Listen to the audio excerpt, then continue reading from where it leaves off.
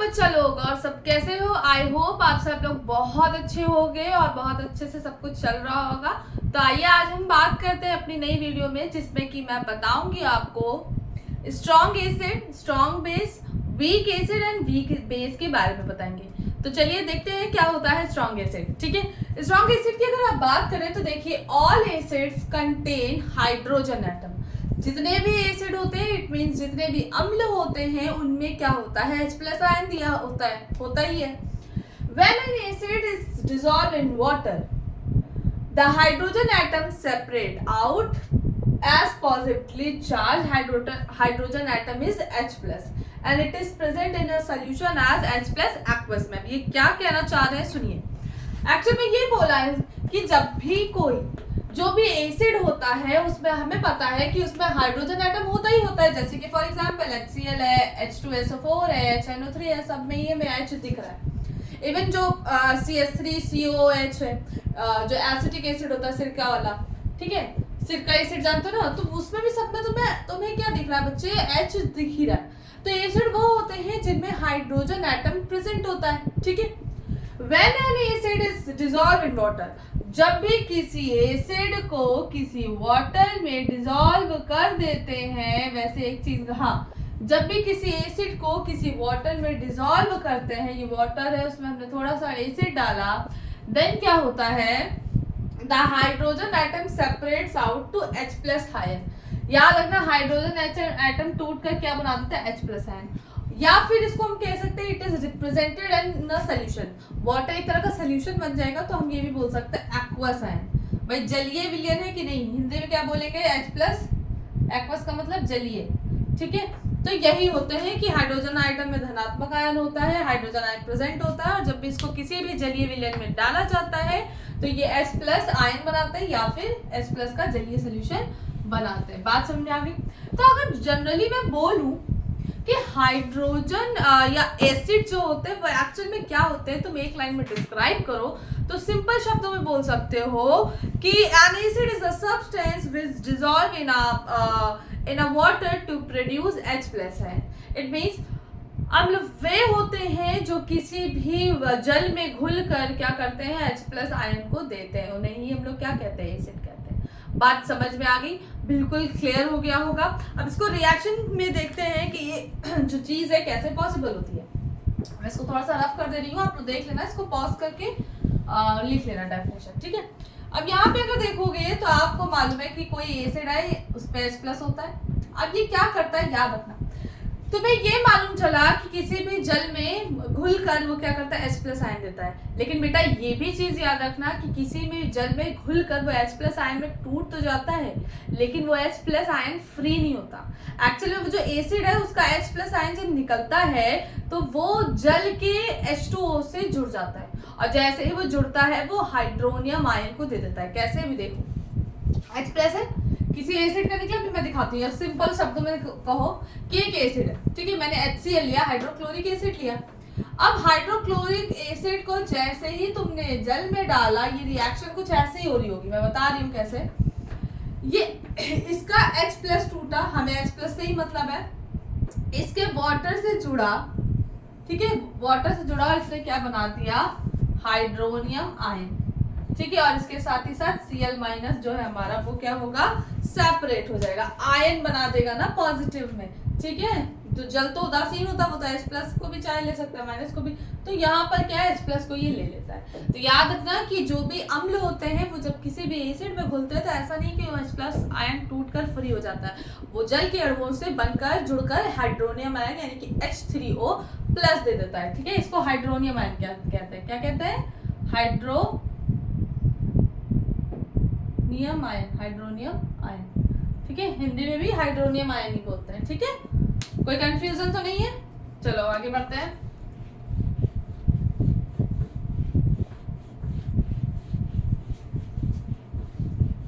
तो ऐसे रिएक्शन दिखा सकते हो, कुछ भी ऐसे ही कर सकते हो। ठीक है, अब जैसे इसमें बहुत सारी चीजें हैं, अब तुम देखना क्या क्या हो सकता है। जैसे कि अगर मैं बात करूं कि सिंपल से शब्दों में बात करते हैं कि जितने भी एसिड होते हैं, सिंपल सी बात है, वो H+ तो देंगे क्योंकि उसमें हाइड्रोजन होता है। लेकिन याद रखना ये एसिड भी दो प्रकार के बनते हैं, एक होता है स्ट्रॉन्ग एसिड और दूसरा होता है हमारा वीक एसिड। अगर हिंदी में बोले तो हिंदी में स्ट्रॉन्ग एसिड का मतलब इसको बोलेंगे प्रबल अम्ल, और जो वीक बेस होते हैं उनको बोलते हैं दुर्बल अम्ल। ठीक है, ये चीज मैंने लिखी नहीं, तुम लोग ध्यान देना। इसको होता है प्रबल अम्ल। ठीक है, ठीक है, और ये क्षार हो गया।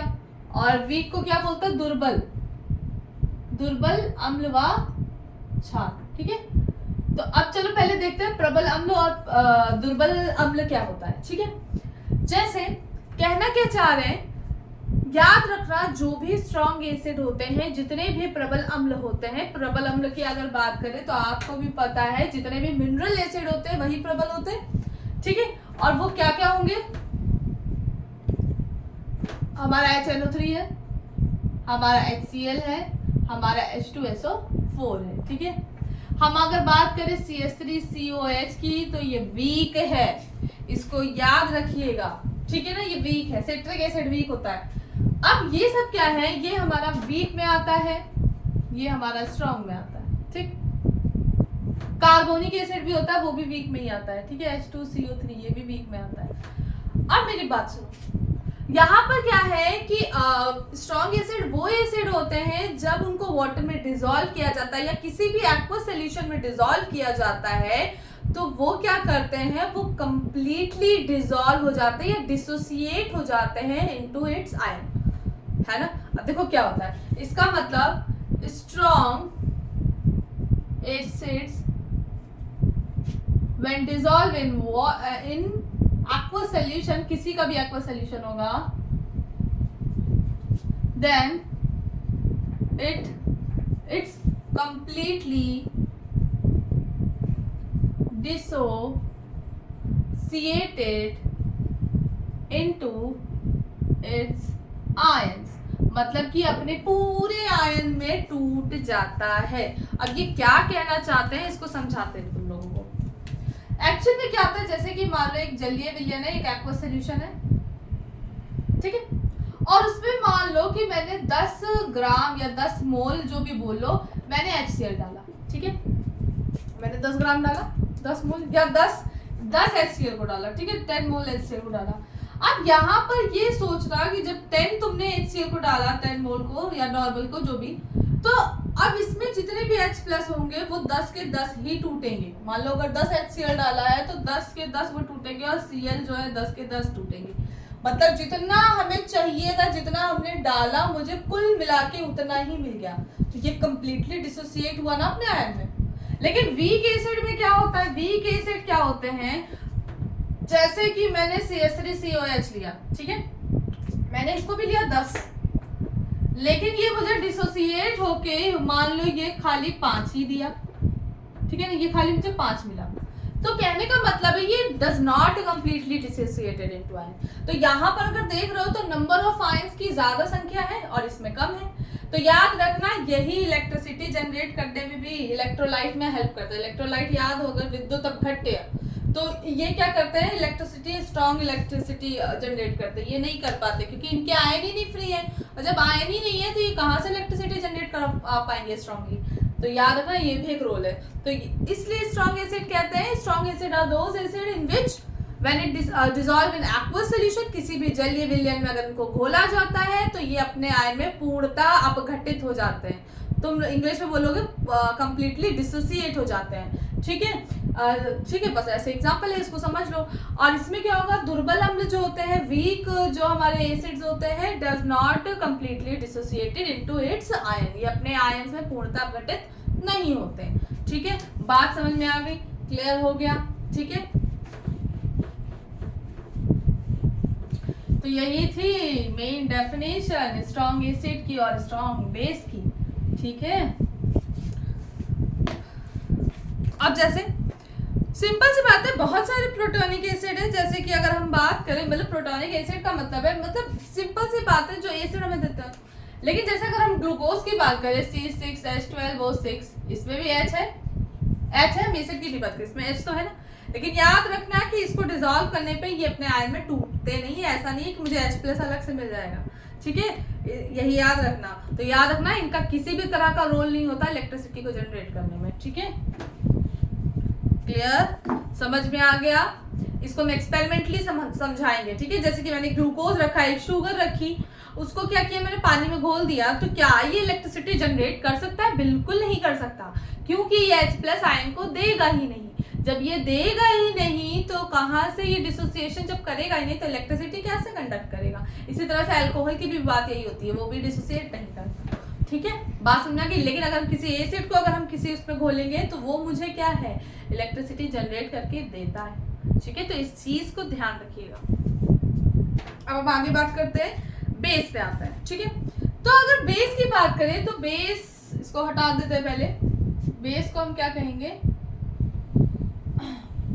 प्रबल क्षार की बात करते हैं, प्रबल और दुर्बल क्षार की, ठीक है। अब देखो प्रबल क्षार क्या होता है, पहले बताओ अगर हम क्षार की बात करें जनरली, जैसे हम लोग की बात की थी H+ देते, वैसे ही याद रखना कि क्षार वे क्षार होते हैं, base are those who gives OH- ion. ये हमें क्या देता है, हाइड्रोक्साइड आयन देता है, इसको क्या बोलते हैं, हाइड्रोक्साइड आयन, ठीक है। हाइड्रोक्साइड आयन को ये मुझे देते हैं, और ये क्या होते हैं, सुनो मेरी बात बहुत ध्यान से। When base dissolve in a water, then it dissociated into OH- ion, ठीक है। ये अपने आयन OH- आयन को देते हैं, और ये भी क्या है, एक एक्वस जलीय OH देते हैं। बस सिंपल सी बात है। अब एग्जाम्पल में अगर हम बात करें तो जैसे NaOH, KOH, इसके अलावा हमारा क्या हो सकता है, ये हमारा स्ट्रॉन्ग में आता है, ठीक है। हमारा वीक में कौन आता है, दुर्बल में याद रखना अमोनियम हाइड्रोक्साइड। अमोनियम हाइड्रोक्साइड जो होता है वो हमारा वीक एसिड होता है, ठीक है।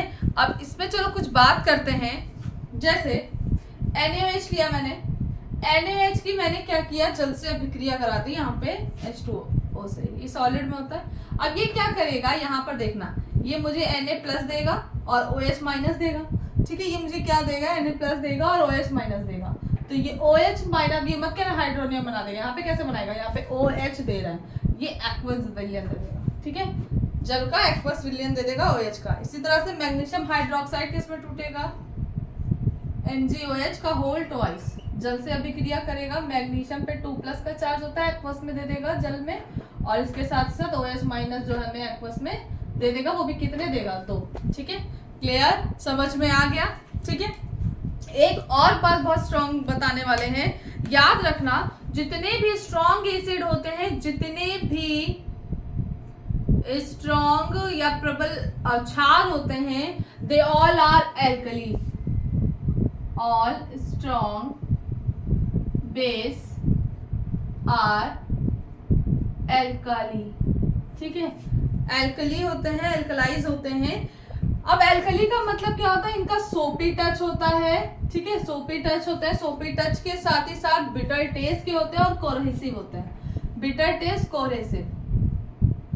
अब मेरी बात सुनो, सोपी टच का मतलब साबुन जैसे स्लिपरी होते हैं, स्लिप करते हैं।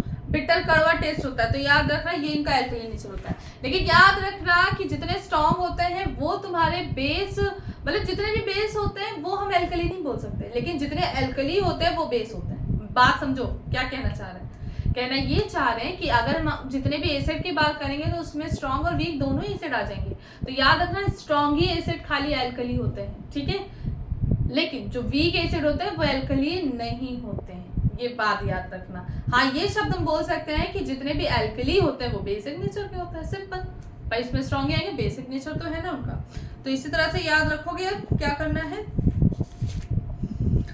सिंपल सी बात है, फिर याद रखिएगा जो भी एसिड है, जो भी बेस है, वो दोनों आपस में मिलकर न्यूट्रलाइजेशन रिएक्शन देते हैं, जिसमें सॉल्ट और वाटर क्या होता है, प्रोड्यूस होता है, ठीक है, ठीक है। और मैंने बहुत सारी चीज़ें बता दी थी, तो इसमें मुझे नहीं लगता है कि कुछ भी बताने की और ज़्यादा ज़रूरत है, ठीक है। बस ये याद रखना कि जो भी स्ट्रॉन्ग बेस होते हैं उनको एल्कलीज बोला जाता है। अभी तुम लोग नेक्स्ट चैप्टर में पढ़ोगे, जब मैं आप चैप्टर नंबर 3 बताऊंगी, वो हमारा इनऑर्गेनिक केमिस्ट्री में इंक्लूड होता है, तो आपको मालूम चलेगा एल्कली मेटल, एल्कलाइन मेटल्स। तो याद रखना जितने भी बेसिक होंगे वो एल्कली मेटल्स होंगे, ठीक है ना। बात क्लियर हो गई। अच्छा, इसमें कुछ चीज़ें और बताने वाले हैं।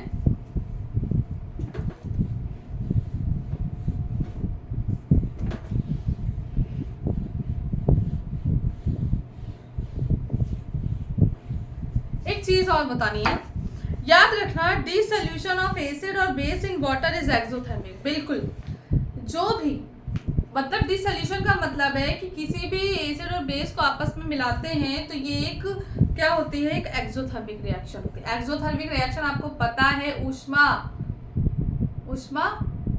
क्या, ऊष्मा छेपी, हाँ जो निकालती है बाहर ना, ऊष्मा छेपी अभिक्रिया। ऊष्मा छेपी का मतलब है कि जब भी किसी एसिड या बेस को पानी में डाला जाता है तो याद रखना बहुत ही केयरफुली हमें दिमाग लगाना है, यहाँ पे कुछ भी नहीं कर सकते, एक्सीडेंट हो सकता है, मतलब कि बहुत बड़ी दुर्घटना घट सकती है। तो इस चीज को याद रखिएगा क्योंकि एक्सोथर्मिक रिएक्शन होती है। तो अब देखना, दो चीजें हम तुम लोगों को बता रहे हैं, कभी भी बच्चे ये गलती मत करना, ये कौन सा स्केच निकला है, कभी भी ये गलती मत करना आप लोग जब भी लैब में जाओ फ्यूचर में। ये वाटर है, वाटर में कभी भी ये जैसे कि नहीं वाटर क्यों, ये एसिड है, एसिड में यानी कि अम्ल में कभी भी ये गलती मत करना कि तुम वाटर डालो, ये गलत चीज है। क्योंकि हाई अमाउंट में एक्सोथर्मिक रिएक्शन होती है जिससे कि क्या है भाई, एसिड तुमने ज्यादा मात्रा में लिया, उसमें तुम वाटर डालो तो वो एक्सोथर्मिक रिएक्शन करेगा, समझ रहे हो। और जब एक्सोथर्मिक रिएक्शन करेगा तो कुछ भी हो सकता है, वो बीकर टूट सकता है, आपके मुंह पे वो एसिड आ सकता है, तो कुछ भी हो सकता है, समझ में आ रहा है।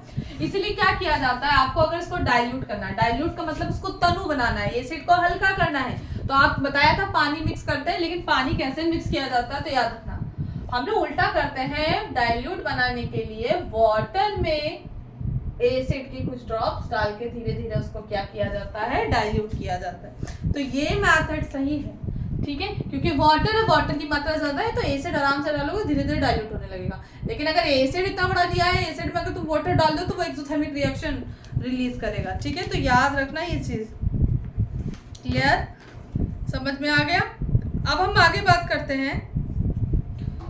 तो स्ट्रॉन्ग एसिड और स्ट्रॉन्ग बेस में मैंने बता दिया है, तुम लोगों को कुछ भी करने की इतना ज्यादा सोचने की जरूरत नहीं है। बस एक चीज हम बता देते हैं, रिएक्शन एक याद रखना है, स्ट्रॉन्ग एसिड या स्ट्रॉन्ग बेस के बारे में बात करें, ऐसी होती है। रुको मैं बता दे रही हूँ, मैंने बताया कि कंप्लीटली डिसोसिएट हो जाता है स्ट्रॉन्ग एसिड, तो मैंने जैसे लिया HCl, तो एरो पूरा दिखाओगे, ये कैसे टूटेगा, H+ और Cl- में एक्वस ही होगा भाई, जलीय विलयन में ही तोड़ रहे हो। इसके बाद HNO3 को लोगे तो इसमें भी यही होगा, H+ एक्वस में और NO3 1- में, ठीक है, यहां तक समझ में आया। अब देखो, लेकिन अगर हम वीक एसिड की बात करें तो वीक कैसे टूटेंगे, पार्शियली टूटते हैं ना, CH3 कंप्लीटली डिसॉल्व तो होते नहीं है, तो ये डबल एरो लगेगा, मतलब कि ये कंप्लीटली ये पूरे H+ में टूट जाएंगे, NO3 में टूट जाएंगे, इधर नहीं भागेंगे।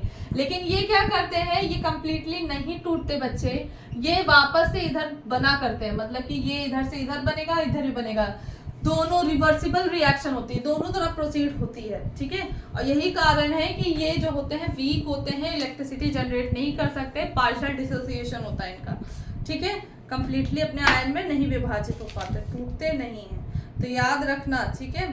और यही कारण है कि ये किसी भी मेटल मेटल से बहुत ही स्लोली रिएक्ट करते हैं, क्योंकि ये बहुत ही ज्यादा कहते हैं ना, स्मॉल अमाउंट पे इनकी कंसंट्रेशन होती है H+ की, ठीक है। तो इनकी सांद्रता या कंसंट्रेशन H+ की कम होती है जितने भी हमारे दुर्बल अम्ल यानी कि प्रबल अम्ल, दुर्बल यानी कि वीक एसिड्स होते हैं, ठीक है। अब देखो, अगर सिंपल सी बात करें तो जो भी मिनरल एसिड, जो भी हमारे स्ट्रॉन्ग एसिड होते हैं, याद रखना इसको परफ्यूम्स में, मेडिसिन में यूज किया जाता है। इसके अलावा डायनामाइट बनाने में जो बॉम्ब होते हैं बड़े बड़े, सिखा दे तुम लोगों की ना सिखाएं, हमें तो डर लग रहा है, सिखा दूं चलो सीख लो। TNT क्या होता है, एक बॉम्ब की तरह यूज करते हैं। तो TNT क्या है, ट्राई नाइट्रोटोलुइन होता है। अब क्या होता है TNT, सुनो बताते हैं। TNT क्या होता है, TNT जो होता है, batteries are use to car inverters contain the sulphuric acid. देखो अब क्या होता है, जो भी एक्सप्लोसिव्स होते हैं, जो भी विस्फोटक होते हैं, जैसे डायनामाइट तो सुना ही होगा, इसके अलावा TNT होता है। TNT की फुल फॉर्म होती है ट्राई नाइट्रोटोलुइन,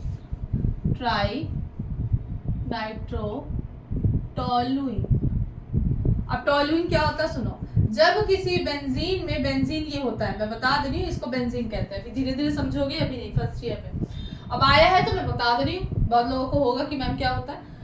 बेंजीन पे जब हम CH3 ग्रुप लगा देते हैं तो इसको बोला जाता है टोलुइन। आपको ये ऐसा भी दिख सकता है, इसको हम लोग रिंग शेप में भी पढ़ते हैं कि 3 है तो वो क्या एक रिंग बना देते हैं। तो तुमको जो सही लगे उस हिसाब से बनाना, ठीक है।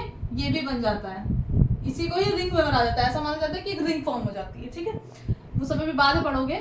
इसकी रिएक्शन जैसे HNO3 से कराते हैं, नाइट्रिक चाहिए ना, नाइट्रो, तो हमें N3 से कराते हैं। कितने मॉलिक्यूल? 3, क्योंकि ये 3 पोजीशन पर लगेगा, ठीक है, अल्टरनेट पोजीशन पे लगेगा। अब यहाँ पे क्या होता है, ये ट्राई नाइट्रोटोलुइन बनाता है, ये CH3 रहेगा, इसका कैरेक्टर यही है, बस अलग अलग जगह पे क्या हो जाएगा, NO3 ग्रुप लग जाएगा, ठीक है, अलग अलग जगह पे NO3 ग्रुप लग जाएगा, और इसी को ही बोलते हैं हम लोग ट्राई नाइट्रोटोलुइन, ठीक है। बस इसके अपने अंडरस्टैंडिंग के लिए जान लो कि क्या होता है, ठीक है, समझ में आ गया।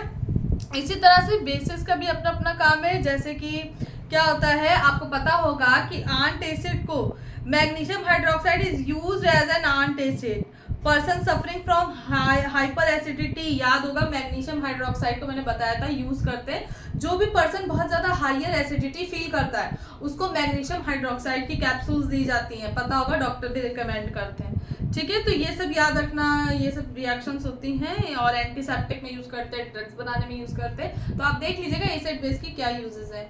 अब नेक्स्ट वीडियो में हम लोग बात करेंगे पीएच स्केल के बारे में, इसमें कुछ एग्जांपल्स देंगे जिसको आप लोग याद रखिएगा। एक पीएच स्केल बना के दूंगी जिसमें कि अलग अलग आपको पता होना चाहिए कि वाटर का पीएच क्या होता है, वगैरह वगैरह, सबका पीएच क्या होता है। आई होप आपको ये वीडियो अच्छी लगी हो, और इंटरेस्टिंग वीडियो को देखने के लिए वेट करिए। नेक्स्ट वीडियो हम लोग नेक्स्ट डे पे मिलते हैं, ठीक है।